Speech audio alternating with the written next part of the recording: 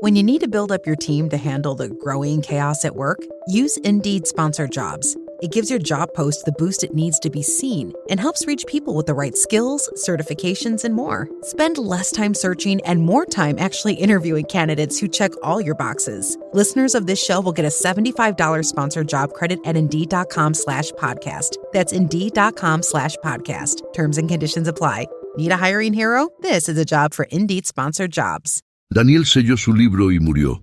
Lo que vino después fue terror. Nadie en el palacio de Susa lo escuchó hablar esa última noche. El anciano profeta tenía cerca de 90 años, una piel fina como pergamino y los ojos hundidos de quien lleva décadas viendo cosas que nadie más ve. En sus manos temblorosas sostenía un rollo que él mismo acababa de cerrar con sus propias manos, un rollo sellado con cera, con cuerdas, con instrucciones precisas para que nadie lo abriera hasta el momento correcto. Daniel sabía algo que el imperio persa no sabía. Daniel sabía algo que Ciro el Grande no sabía. Daniel sabía algo que ningún hombre vivo sabía en aquel instante. Sabía que dentro de aquel rollo había 8 secretos, 8 profecías escritas con tanta precisión que, durante los 600 años siguientes, 8 hombres distintos cumplirían cada una de ellas sin saber que estaban siguiendo un guión ajeno, sin saber que sus decisiones más libres ya estaban descritas, sin saber que un viejo judío en Persia los había visto venir. Y lo más perturbador no es que Daniel haya escrito esas profecías. Lo más perturbador es lo que la Biblia dice que esas profecías le hicieron a su cuerpo. Porque Daniel no era un profeta sereno. Daniel se enfermaba. Daniel temblaba. Daniel caía al suelo. Cada visión lo dejaba destruido durante días. El propio texto sagrado lo dice. Quedó quebrantado. Estuve enfermo algunos días. No quedó fuerza en mí. Mi vigor se cambió en corrupción. Daniel veía el futuro y el futuro lo enfermaba. Si esto te parece exagerado, espera, porque lo que vas a descubrir en los próximos minutos no es una lista de coincidencias. Es una secuencia matemáticamente imposible de 8 cumplimientos exactos, cada uno verificable en libros de historia que cualquier universidad del mundo acepta como fuente, cada uno con un hombre distinto en el centro, y cada uno terminando con alguien en algún momento posterior, abriendo el rollo de Daniel y comprendiendo, con un escalofrío en la espalda, que todo ya estaba escrito. Hay algo más, algo que ocurrió en 1947, al borde del Mar Muerto, que cierra todo este círculo de una manera que ninguna mente humana podría haber planeado. Pero para llegar ahí, primero tenemos que ver cómo Daniel cerró sus ojos por última vez. Y cómo, exactamente 40 días después de su muerte, comenzó a cumplirse la primera de las 8 profecías terribles. Si quieres ver esto hasta el final sin perderte ninguna capa, da el hype al vídeo ahora mismo. Lo que viene merece tu atención completa. El año era aproximadamente 530 a.C. Daniel vivía en Susa, la capital de invierno del imperio persa, una ciudad de palacios de ladrillo cocido, jardines colgantes y avenidas anchas por donde marchaban los inmortales del rey. Daniel había llegado allí siendo apenas un adolescente, arrancado de Jerusalén por las cadenas de Nabucodonosor. Había visto caer Babilonia, había visto subir Persia, había servido a 3 imperios distintos sin doblar la rodilla a ninguno de sus dioses, y ahora, ya anciano, sentía que sus huesos pedían descanso. La última visión que recibió fue tan violenta que la propia escritura la describe sin filtros. Daniel estaba a la orilla del río Tigris cuando vio a un hombre vestido de lino, con el rostro como relámpago y los ojos como antorchas. Los hombres que estaban con Daniel no vieron nada, pero un terror inexplicable les cayó encima y huyeron a esconderse. Daniel se quedó solo, frente a aquella figura, y su cuerpo dejó de funcionar. Sus rodillas cedieron, su rostro tocó el polvo, y durante horas no pudo emitir un solo sonido. Entonces el ser celestial habló, le dijo cosas que iban a pasar, le dijo nombres de reyes que aún no habían nacido. Le dijo guerras entre el rey del norte y el rey del sur, con tanta precisión que 2000 años después, los historiadores seculares más críticos tendrían que admitir que el capítulo 11 de Daniel parece escrito después de los hechos. Le dijo de un príncipe que vendría con un ejército y destruiría la ciudad y el santuario. Le dijo de un tiempo de angustia como nunca había habido. Le dijo de los muertos que se levantarían del polvo. Y al final de todo, le dio una orden extraña. Una orden que a Daniel debió parecerle cruel. Tú, Daniel, cierra estas palabras y sella el libro hasta el tiempo del fin. ¿Te das cuenta de lo que esa frase implica?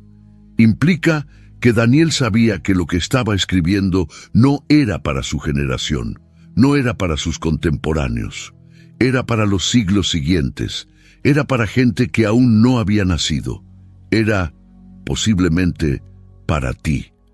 Daniel cerró el rollo, lo selló, y poco después murió en Susa, lejos de Jerusalén, sin volver a ver la tierra de sus padres. La tradición dice que fue enterrado allí mismo, en Persia, y que su tumba sigue siendo visitada hasta hoy por musulmanes, judíos y cristianos en la actual ciudad iraní de Susa. Pero la Biblia no nos da detalles. La Biblia simplemente lo deja sellando el libro y nos dice: ocurrirá.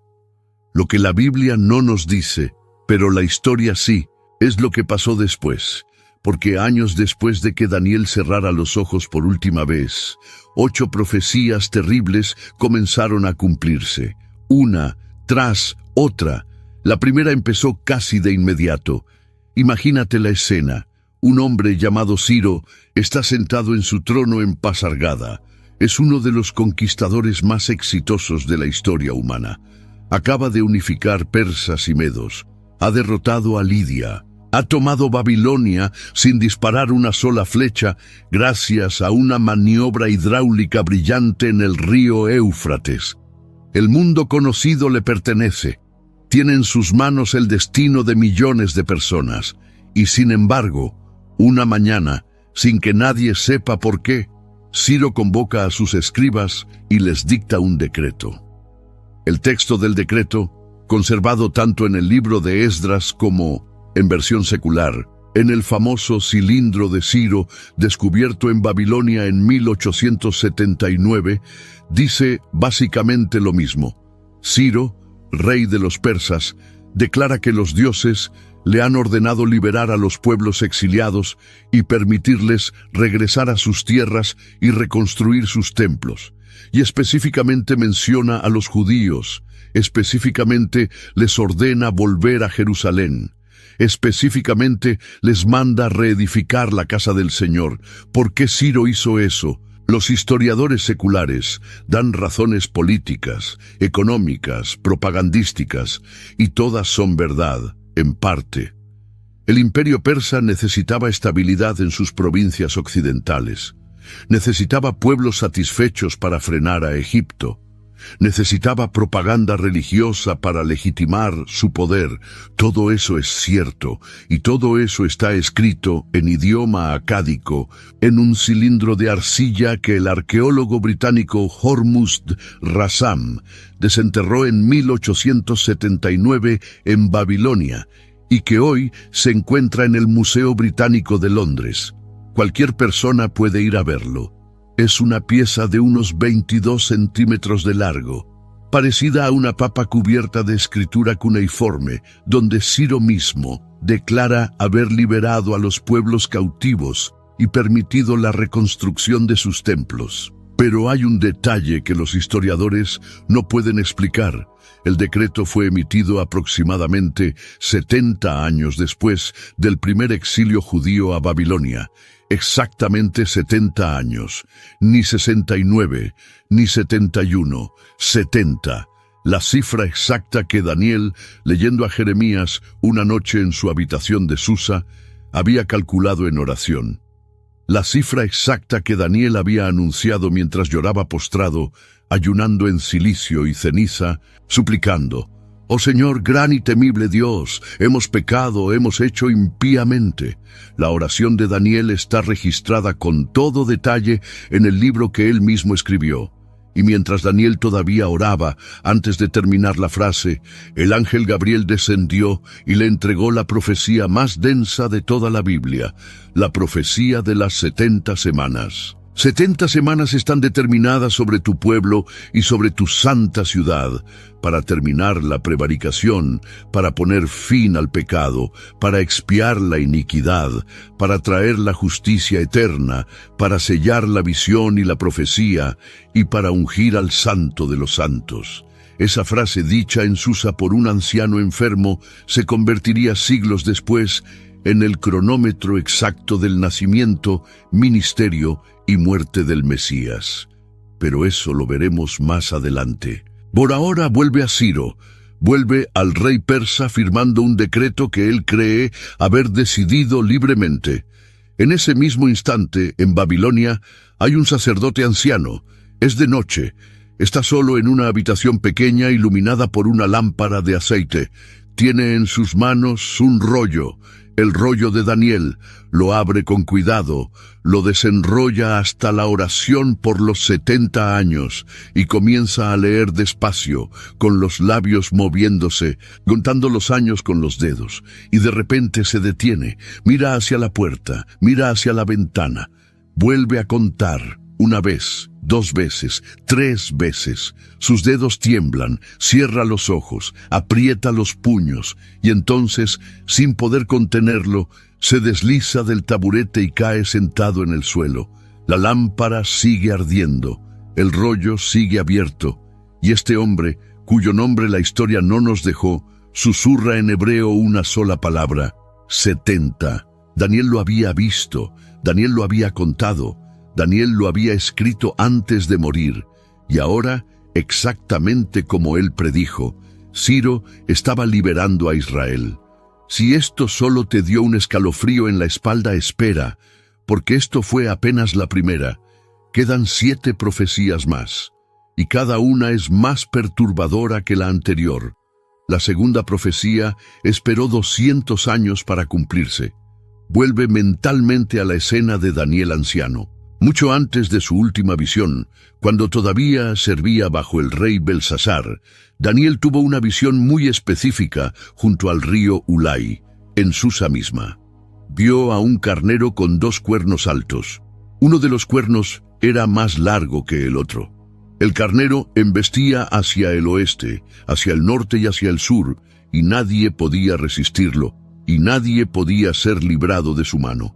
El carnero hacía lo que quería, y se engrandecía. Y mientras Daniel observaba aquella bestia poderosa, vio aparecer otra cosa. Vino un macho cabrío del occidente sobre la faz de toda la tierra, sin tocar el suelo, y aquel macho cabrío tenía un cuerno notable entre sus ojos. El macho cabrío atacó al carnero con furor, lo derribó, lo pisoteó, y nadie pudo librar al carnero de su mano. Esa imagen del carnero y del macho cabrío quedó registrada en los escritos de Daniel, y el propio ángel Gabriel le explicó lo que significaba. El carnero de 2 cuernos era el reino de Media y Persia. El macho cabrío era el rey de Grecia. El cuerno notable entre sus ojos era el primer rey. Daniel escribió esto, lo selló y murió. Pasaron décadas, pasaron siglos. El imperio persa siguió creciendo, conquistando Egipto, llegando hasta los bordes de la India, sometiendo Asia Menor.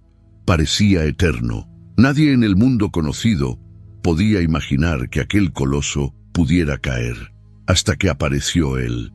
En el año 336 a.C., en una pequeña corte de Macedonia, un joven de 20 años fue coronado rey tras el asesinato de su padre. Se llamaba Alejandro, tenía ojos de colores diferentes según los historiadores antiguos y un caballo enorme llamado bucéfalo. que solo él podía montar. Había sido educado por Aristóteles, hablaba de Homero como si fuera un manual militar, y sobre todo tenía una idea fija en la cabeza: cruzar el Helesponto y destruir el imperio persa. Lo que pasó después es uno de los hechos militares más asombrosos de toda la historia humana. En 11 años, Alejandro Magno conquistó el mundo conocido. 11 años. Derrotó a los persas en el Gránico, los humilló en Iso, y finalmente, en el 1 de octubre del año 331 a.C., en la batalla de Gaugamela, Alejandro destruyó al ejército imperial de Darío III y se proclamó dueño de toda Asia. El imperio persa, el carnero de los dos cuernos que nadie podía detener, fue pisoteado por un macho cabrío venido del occidente, exactamente como Daniel lo había visto. Pero el detalle que hiela la sangre no es la conquista. El detalle es la velocidad. Daniel había escrito que el macho cabrío venía del occidente sobre la faz de toda la tierra sin tocar el suelo. Sin tocar el suelo, es decir, con una velocidad sobrenatural. Y los historiadores militares, hasta hoy, debaten cómo Alejandro logró mover su ejército con tanta rapidez, sin trenes, sin barcos modernos, sin caminos pavimentados, recorriendo distancias que parecerían imposibles para un ejército antiguo. Una mañana, en Alejandría de Egipto, una ciudad recién fundada que llevaba el nombre del conquistador, un escriba judío estaba copiando rollos en la gran biblioteca. Llegó hasta la visión del macho cabrío en el rollo de Daniel. Lo leyó, lo releyó, cogió un papiro a su lado donde tenía anotada la cronología reciente: caída de Persia, ascenso de Grecia, fechas, batallas. Y comparó. El escriba no dijo nada, soltó la pluma. Miró fijamente el rollo durante un largo minuto.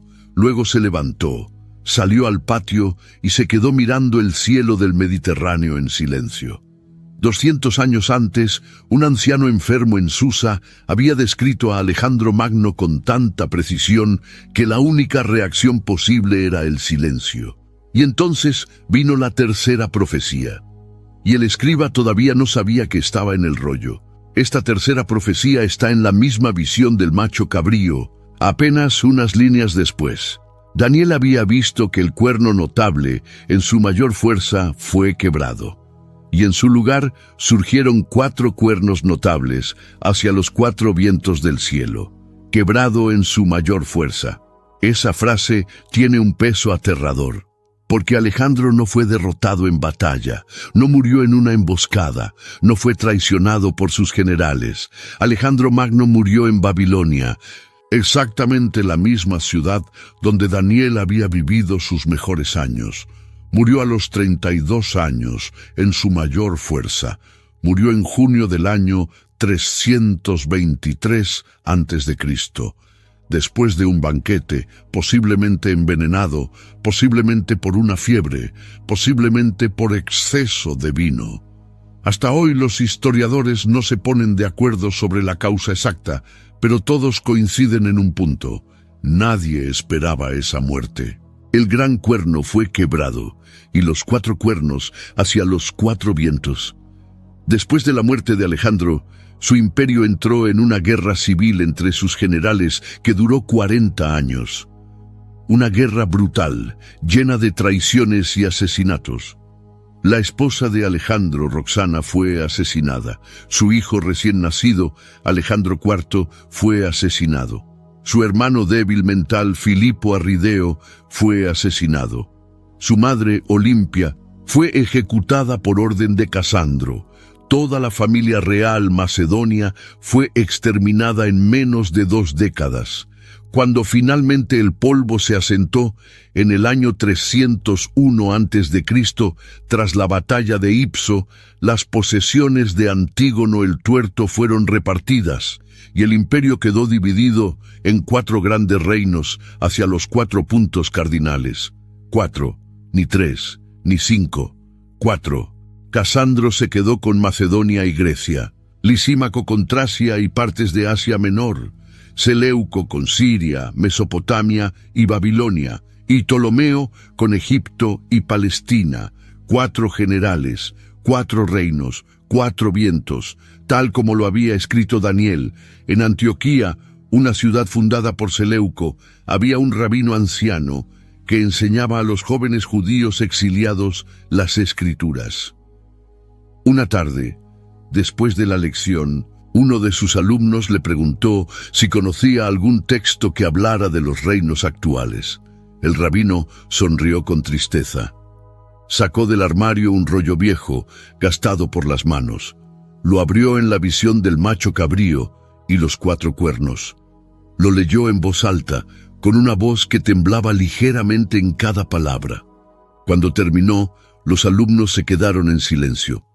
Uno de ellos, un joven con la barba apenas naciente, levantó la mano y preguntó: «Maestro», con la voz quebrada, «¿quién escribió esto?».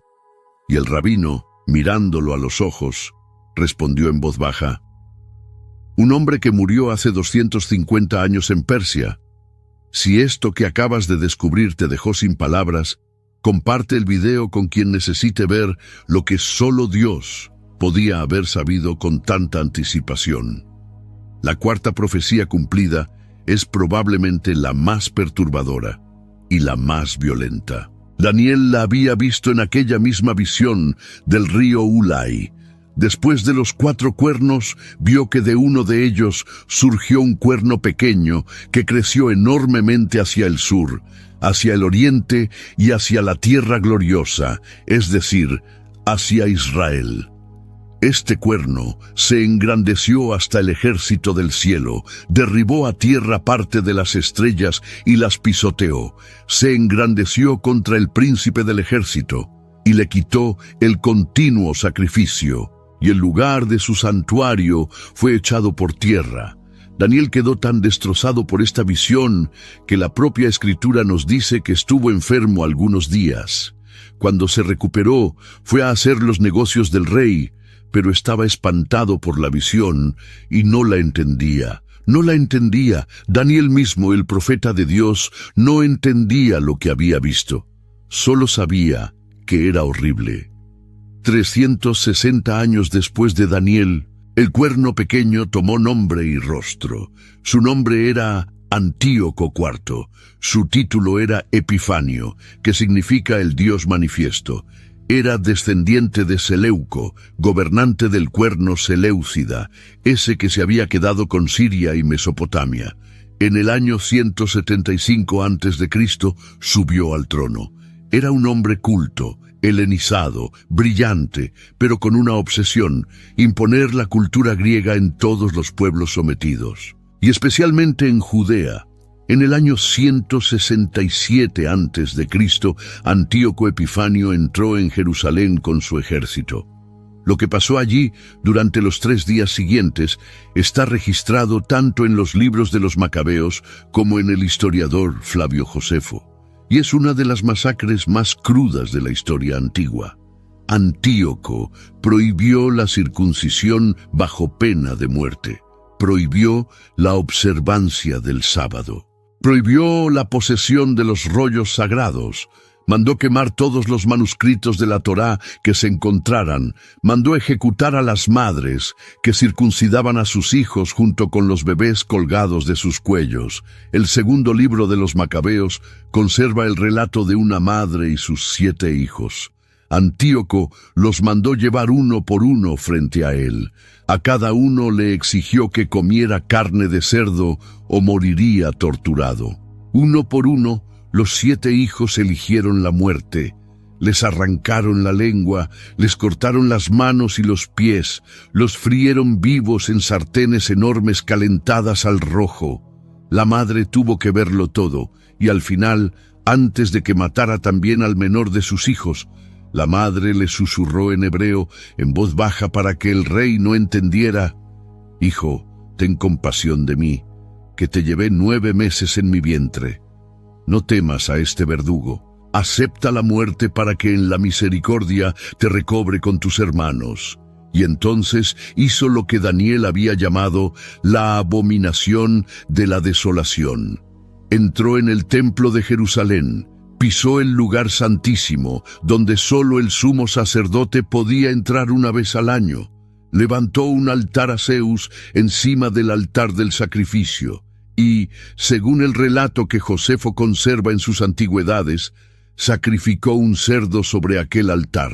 Un cerdo, el animal más impuro para los judíos, sobre el lugar más sagrado del judaísmo. La sangre de un cerdo derramada sobre la piedra donde durante siglos se había derramado la sangre de los corderos pascuales. Imagina por un segundo a un anciano sacerdote escondido en una cueva en las afueras de Jerusalén, escuchando los gritos de sus hijas mientras los soldados de Antíoco las arrastraban. Imagina a una madre judía decidiendo si arroja a su bebé recién circuncidado por la ventana antes que entregárselo a los griegos. Imagina la columna de humo del cerdo quemándose en el altar, visible desde toda la ciudad, mientras los fieles lloraban en silencio y se preguntaban dónde estaba Dios. Imagina el olor. Carne de cerdo quemándose mezclada con el olor del incienso sagrado, todavía impregnado en las cortinas. Un olor que ningún sacerdote podría olvidar jamás, pero Dios estaba allí. Y 360 años antes, en Susa, le había dicho a Daniel que esto pasaría, con esos detalles, con ese horror, con esa precisión, y le había dicho algo más. Le había dicho que aquel cuerno pequeño tendría boca que hablaría grandezas. Y aquí está el detalle que hiela la sangre.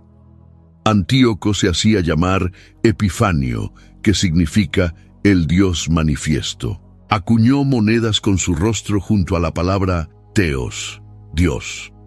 Algunos de sus enemigos políticos, en privado, jugaban con su título y lo llamaban Epimanes, que significa el loco.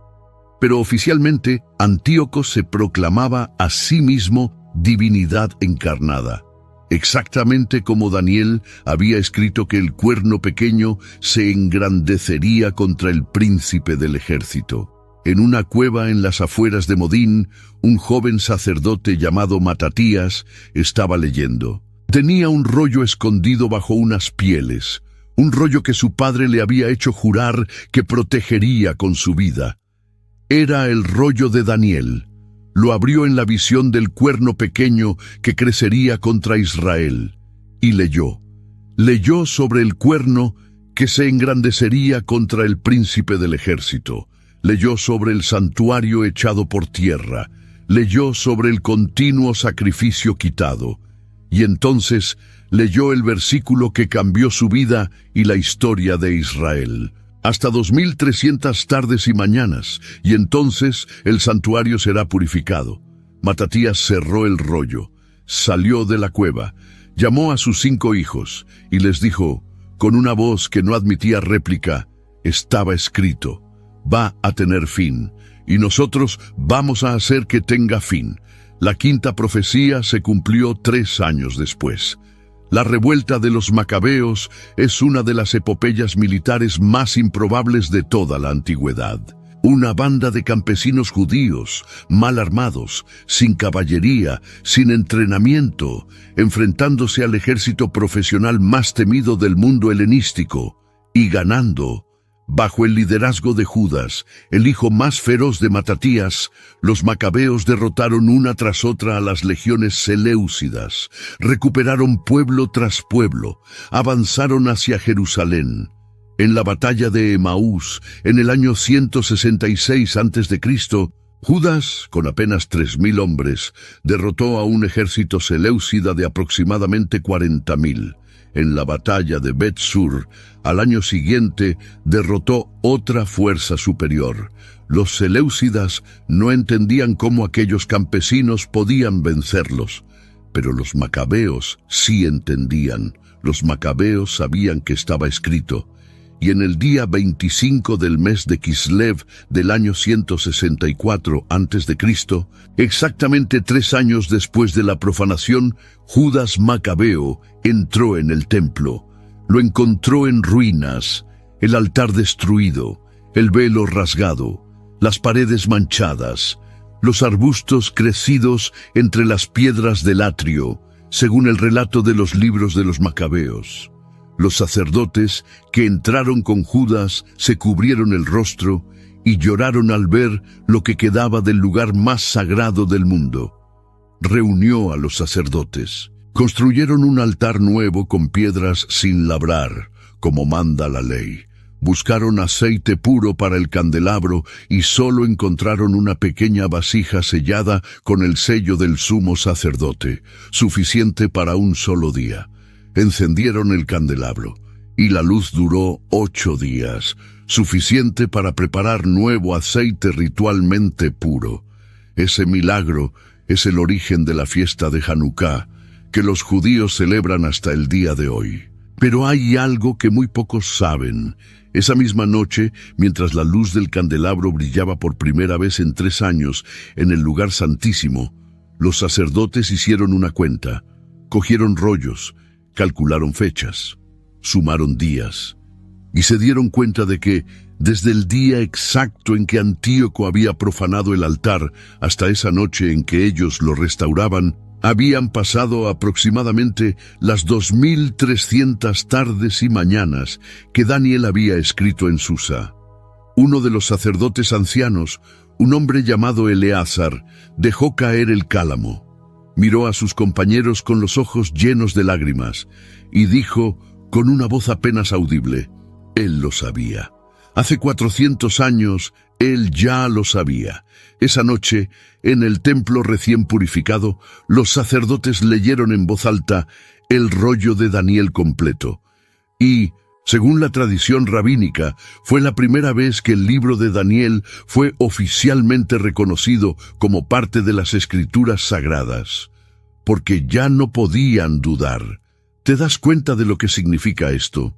Significa que el libro de Daniel entró al canon bíblico no por decisión humana, entró por evidencia histórica, porque sus profecías se estaban cumpliendo una por una, con una exactitud que no dejaba margen para la duda. Y, sin embargo, faltaban 3 más, y las 3 siguientes serían las más oscuras. La 6ª profecía está en una visión anterior de Daniel. Esa visión donde Daniel vio 4 bestias subiendo del mar, una como leona con alas de águila, otra como oso, la tercera como leopardo con 4 cabezas, y la cuarta era distinta de todas, era terrible, espantosa y en gran manera fuerte. Tenía dientes grandes de hierro, devoraba y desmenuzaba, y las sobras hollaba con sus pies. Era diferente de todas las bestias que la habían precedido. Daniel quedó tan turbado por esta visión que dijo: mi rostro se demudó, pero guardé el asunto en mi corazón. Imagínate el peso de ese silencio. Daniel sabiendo lo que vendría sobre su pueblo y sin poder decirle a nadie todavía. Daniel guardando ese asunto en el corazón mientras el cuerpo se le enfermaba. Las primeras 3 bestias eran fáciles de identificar: Babilonia, Medo-Persia, Grecia. Pero la 4ª era distinta. ¿Qué imperio sería distinto de todos los anteriores? ¿Qué imperio devoraría a todos los otros y los hollaría con los pies? La respuesta llegó en el año 63 a.C. Pompeyo el Grande, general romano, comandante de las legiones que estaban reorganizando el Mediterráneo oriental, llegó a Jerusalén con un ejército de varias decenas de miles de hombres. Encontró la ciudad dividida entre 2 hermanos asmoneos que se disputaban el trono, Hircano II y Aristóbulo II. Pompeyo, con la frialdad romana que se haría legendaria, decidió la disputa por la fuerza. Sitió Jerusalén durante 3 meses. Cuando la ciudad cayó, 12.000 judíos fueron masacrados. Y entonces Pompeyo hizo algo que ni siquiera Antíoco Epifanio se había atrevido a hacer personalmente. Entró a caballo en el templo, atravesó el atrio de los gentiles, atravesó el atrio de las mujeres, atravesó el atrio de los hombres, atravesó el lugar santo, y con sus oficiales detrás, descorrió el velo y entró en el lugar santísimo, el espacio donde solo el sumo sacerdote podía entrar, una vez al año, después de purificarse durante días. El historiador judío Flavio Josefo cuenta el momento con un asombro contenido. Pompeyo entró, miró, no vio nada. Esperaba encontrar una estatua de oro, o un tesoro, o algún misterio escondido. No encontró nada. Solo silencio. Solo el espacio vacío, donde una vez había estado el Arca de la Alianza. Solo el polvo de los siglos. El silencio dentro del lugar santísimo aquella tarde debió ser uno de los silencios más densos de toda la antigüedad. Un general romano, con las manos manchadas de sangre judía, parado en el espacio que durante 1000 años ningún gentil había pisado. El sol de octubre filtrándose por una abertura del techo. Las botas de cuero romanas dejando huellas sobre el polvo sagrado. Y afuera, en el atrio, los sacerdotes judíos llorando en silencio, sabiendo que la profanación más profunda de su historia acababa de ocurrir, y que ninguna purificación podría borrarla del todo. Pompeyo salió, ordenó que el culto continuara. No tomó nada, pero ya había hecho lo irreparable. Roma había puesto el pie en el corazón de Israel. La cuarta bestia, terrible y espantosa, con dientes de hierro, había llegado, y según la profecía de Daniel, no se iría hasta el final de los tiempos. 40 años después, una mujer llamada María, en Nazaret, daría a luz a un niño bajo el dominio de esa misma Roma. Y 30 años después de eso, ese niño, ya adulto, miraría hacia el templo y diría una frase que solo cobraba sentido si Daniel tenía razón. Pero antes de llegar ahí, todavía hay que entender una cosa más sobre la cuarta bestia. En esa misma época, en una pequeña sinagoga de Alejandría, un grupo de eruditos judíos, llamados terapeutas, predecesores de los esenios, se reunían cada noche para estudiar las Escrituras. Una de esas noches, después de recibir la noticia de Roma en Jerusalén, abrieron el rollo de Daniel en la visión de las 4 bestias. Lo leyeron en voz alta, despacio, con las manos apretadas sobre la mesa. Cuando llegaron a la descripción de la cuarta bestia, uno de ellos golpeó la mesa con el puño, no de rabia, de reconocimiento. Bestia diferente de todas las anteriores, diferente de Babilonia, diferente de Persia, diferente de Grecia. Una bestia que no buscaba simplemente conquistar para gobernar, una bestia que devoraba, que desmenuzaba, que hollaba con los pies, y quien había leído alguna vez sobre cómo Roma trataba a sus enemigos derrotados, sobre cómo arrasaba ciudades enteras hasta los cimientos, sobre cómo crucificaba por miles a los rebeldes, sobre cómo arrancaba culturas enteras para reemplazarlas con la suya, sabía exactamente de qué bestia hablaba Daniel. Pero la peor parte de la profecía de la cuarta bestia todavía no se había cumplido. Todavía faltaba la séptima. La séptima profecía está en el mismo capítulo 9, donde Daniel calculó los 70 años. Pero más adelante, en el versículo 26, hay una frase que durante siglos los judíos releyeron con un nudo en el estómago.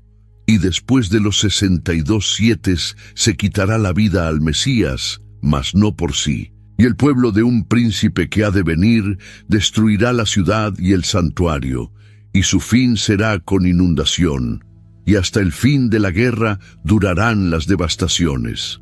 Léelo otra vez. La ciudad y el santuario serán destruidos por el pueblo de un príncipe que vendrá, después de que se quite la vida al Mesías. Daniel, anciano en Susa, escribió eso casi 600 años antes de que pasara. Lo selló, murió. En el año 70 de la era común, el general romano Tito, hijo del emperador Vespasiano, llegó a Jerusalén con 4 legiones romanas. aproximadamente 60.000 soldados profesionales, los mejores ingenieros militares del mundo antiguo, máquinas de asedio, catapultas, torres móviles. Sitió la ciudad durante 5 meses. La población dentro era de aproximadamente 1 millón de personas, muchas de ellas peregrinos atrapados por la festividad de la Pascua. Lo que pasó en Jerusalén durante esos 5 meses está documentado por Flavio Josefo, que estuvo presente como traductor y consejero del lado romano. Y es uno de los relatos más espantosos que la historia antigua nos haya dejado. Hambre extrema. Madres comiendo a sus propios hijos, según el testimonio explícito de Josefo. Cadáveres apilados en las calles porque no había ya quien los enterrara. Combates entre facciones judías dentro de la propia ciudad sitiada, mientras los romanos esperaban afuera. Cuando los romanos finalmente irrumpieron en la ciudad, el 9 del mes de Av del calendario judío, lo que hicieron es difícil de describir en palabras. Quemaron el templo, lo redujeron a escombros.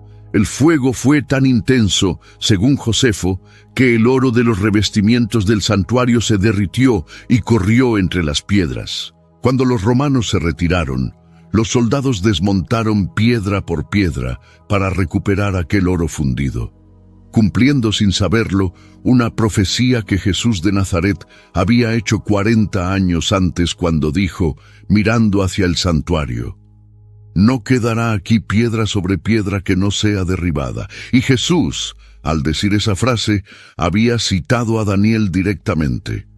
Cuando veáis la abominación desoladora de la que habló el profeta Daniel. Hay un detalle estremecedor que pocos conocen.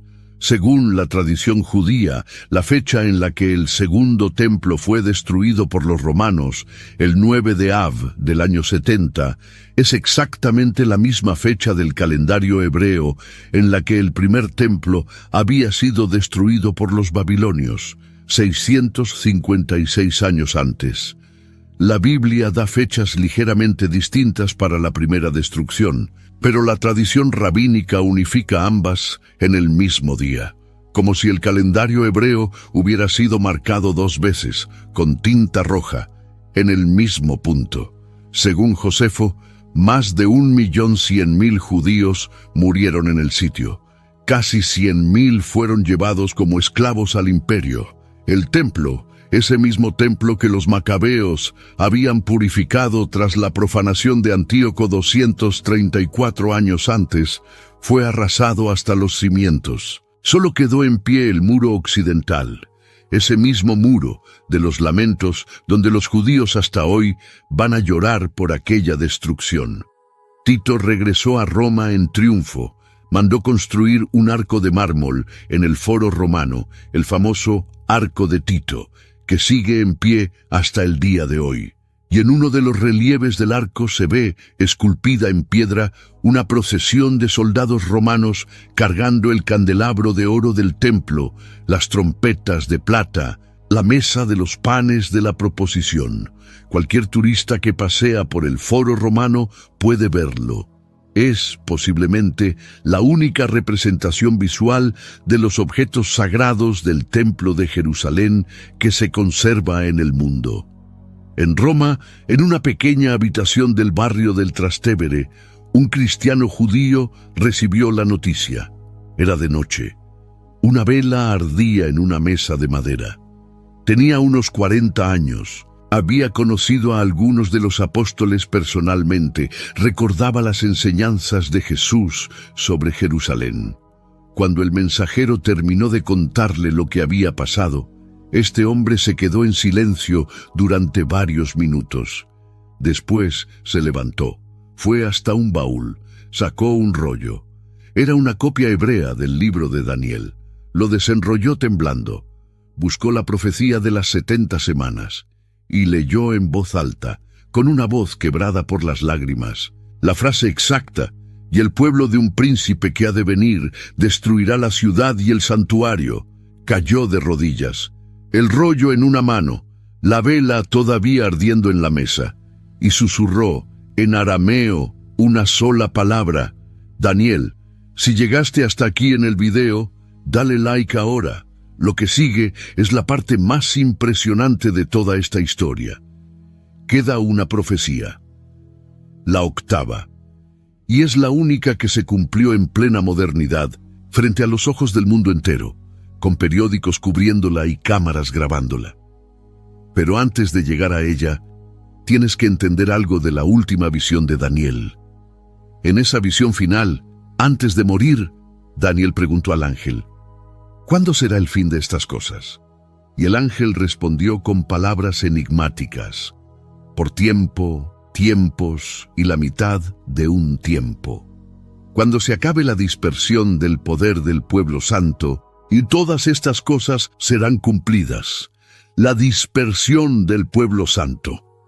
Esa frase es la clave. Daniel estaba viendo no solo la destrucción de Jerusalén en el 70, estaba viendo lo que vendría después. La dispersión definitiva del pueblo de Israel por toda la tierra, lo que la historia conoce como la diáspora. En el año 132 de la Era Común, 62 años después de la destrucción del Segundo Templo, los judíos de Judea hicieron un último intento desesperado de recuperar su tierra.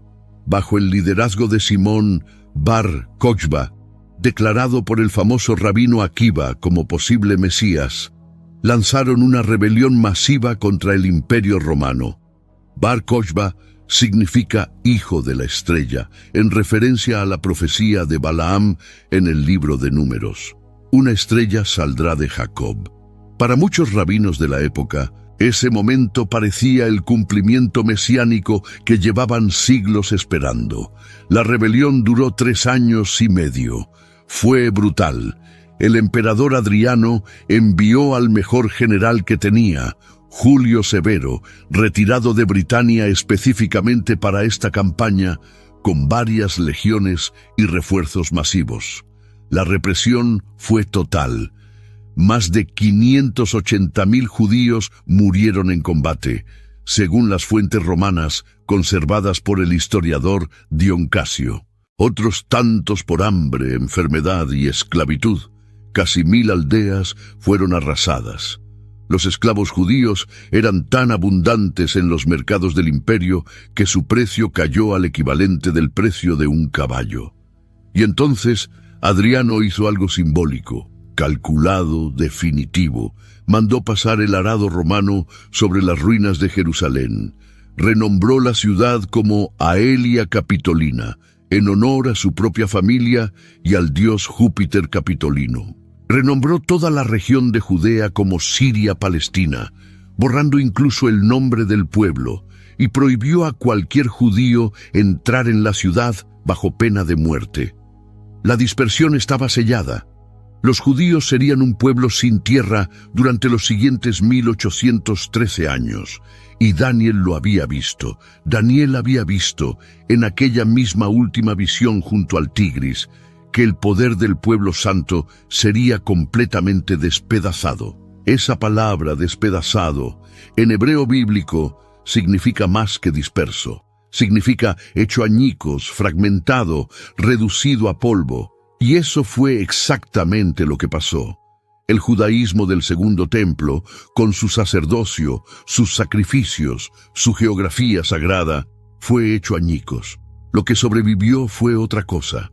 Un judaísmo de sinagogas, de rabinos, de exégesis textual, de comunidades dispersas desde España hasta India, desde Egipto hasta Polonia. Un pueblo sin templo, un pueblo sin tierra, un pueblo sin altar. Pero aquí es donde la profecía da su giro más asombroso, porque Daniel, en esa misma visión final, había escrito otra cosa. Había escrito que en el tiempo del fin muchos correrán de una parte a otra, y la ciencia se aumentará. Había escrito que muchos serán purificados, emblanquecidos y refinados. Había escrito que en aquel tiempo se levantará Miguel, el gran príncipe que está a favor de los hijos de tu pueblo, y había escrito que sería tiempo de angustia cual nunca fue.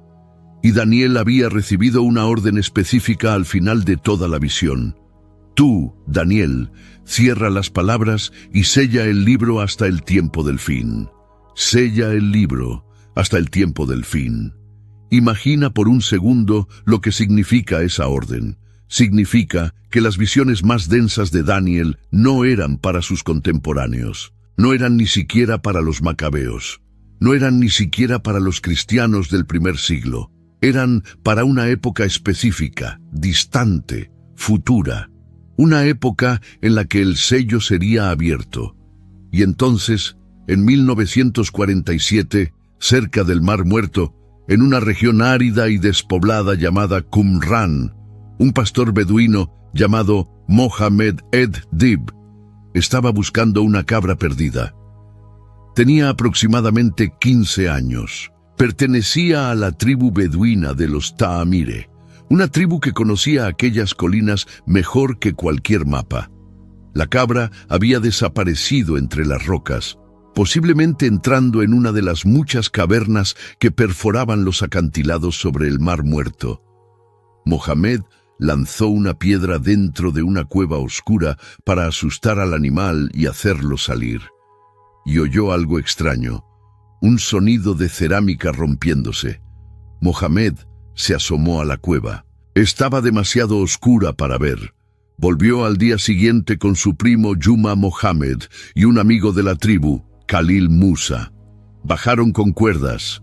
Encontraron, dentro de jarras de cerámica selladas con cera, rollos de pergamino antiguos, envueltos en lino, perfectamente conservados por la sequedad extrema del desierto y por la cera que los protegía del aire. No entendían lo que tenían en las manos. Pensaron que podrían venderlos por unos pocos dólares en el mercado de Belén. Llevaron algunos a un comerciante anticuario llamado Khalil Iskander Shahin, conocido como Kando en Belén. Kando los mostró a un metropolitano sirio ortodoxo llamado Maratanasio Yeshue Samuel. Y así, casi por accidente, comenzó el descubrimiento arqueológico más importante del siglo XX para los estudios bíblicos. Aquellos rollos eran las copias bíblicas más antiguas jamás encontradas, los famosos manuscritos del Mar Muerto, datados aproximadamente entre 250 a.C. y 70 después de Cristo, 1000 años más antiguos que los manuscritos hebreos completos que se conocían hasta entonces. Cuando los eruditos pudieron finalmente compararlos con las versiones del Antiguo Testamento que la Iglesia y la sinagoga habían conservado durante 2 milenios, la coincidencia fue prácticamente perfecta. Los textos bíblicos, copiados por escribas durante 1000 años de exilios, persecuciones y diásporas, habían llegado hasta nosotros casi sin alteraciones. Y entre todos los rollos encontrados en las 11 cuevas de Qumran durante los años siguientes, había exactamente 8 copias del libro de Daniel. 8. Más copias proporcionalmente que de casi cualquier otro libro bíblico. La comunidad esenia que vivía en Qumran había copiado a Daniel con una intensidad obsesiva, porque creía vivir en los últimos días que Daniel había descrito, porque calculaba sus propios días con base en las 70 semanas, porque esperaba la inminente llegada del Mesías que Daniel había anunciado. ¿Te das cuenta del momento exacto en que esto pasó? Mohammed ed-Dib encontró aquellos rollos en 1947. Específicamente, los primeros rollos fueron descubiertos a finales de 1946 o principios de 1947, según las propias declaraciones de los beduinos al investigador John Trevor. Las cuevas siguieron entregando rollos durante los meses siguientes, y el libro de Daniel, sellado durante 2000 años en aquellas jarras del desierto, comenzó a ser leído de nuevo justo en el mismo año en el que el mundo decidía el destino de Israel. El 29 de noviembre de 1947, las Naciones Unidas votaron la partición de Palestina y la creación de un Estado judío.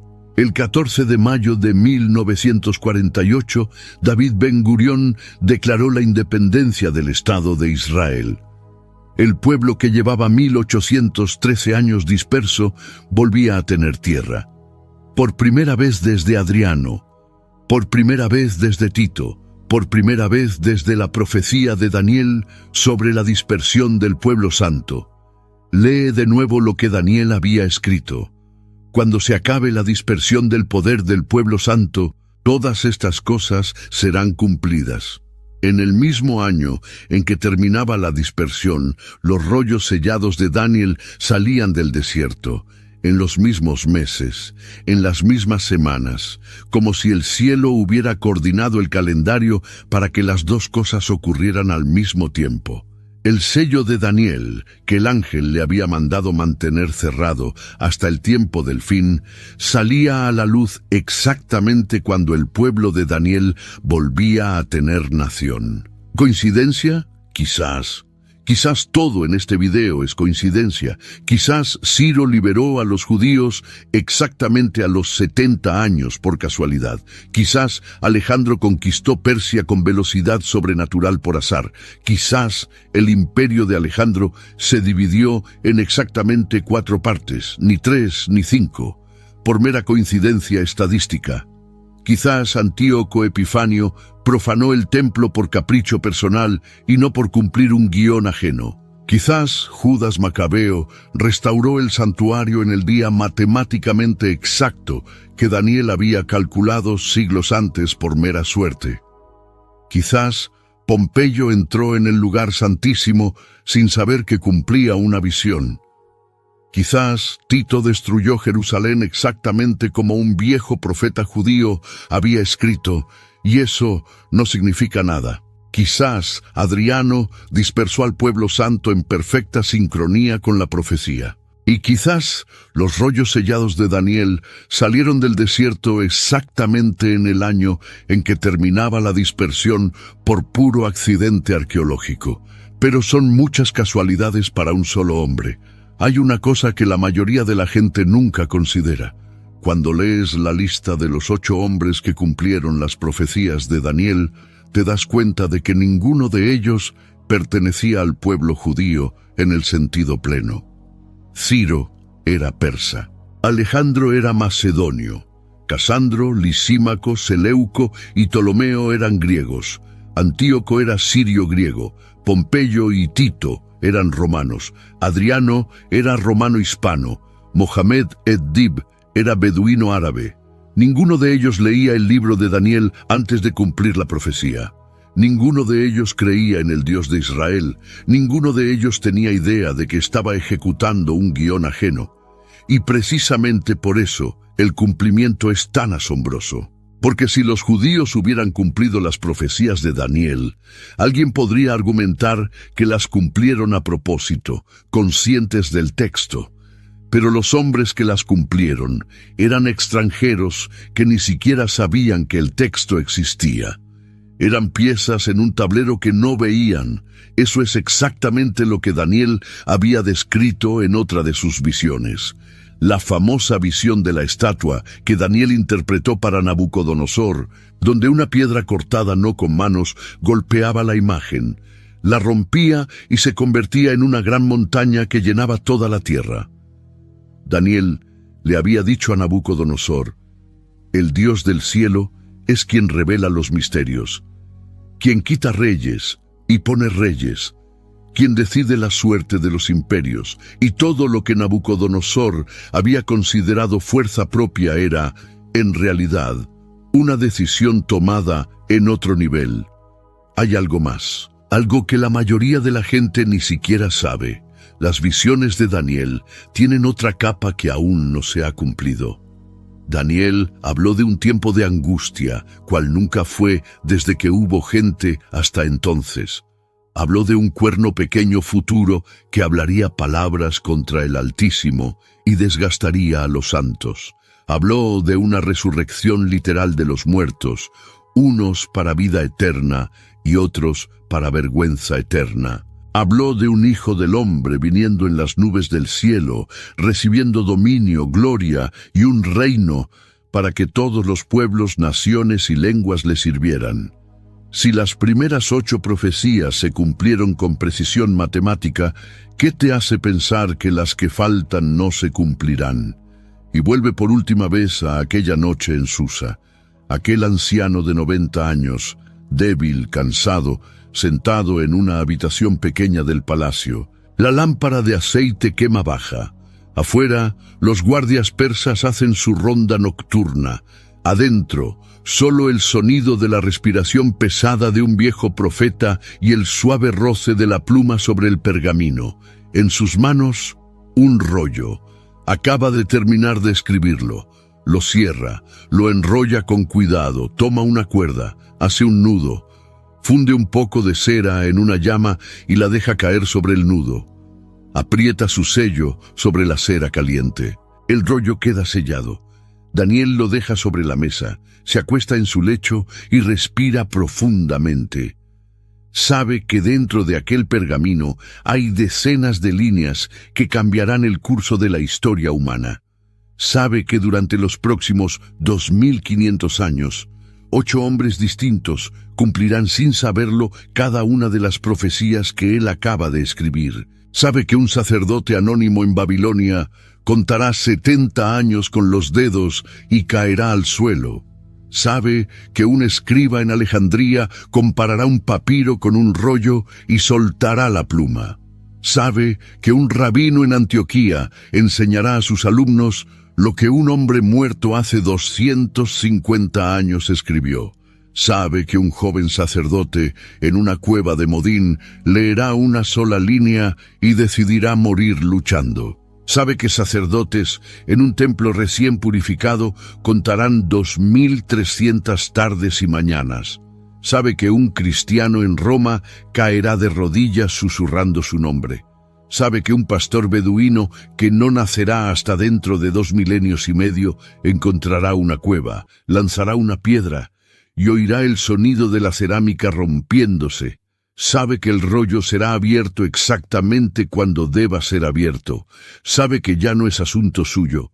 Cierra los ojos y muere. En el video que está apareciendo ahora en pantalla está la respuesta a la pregunta que probablemente ya estás haciendo sin saber que la estás haciendo.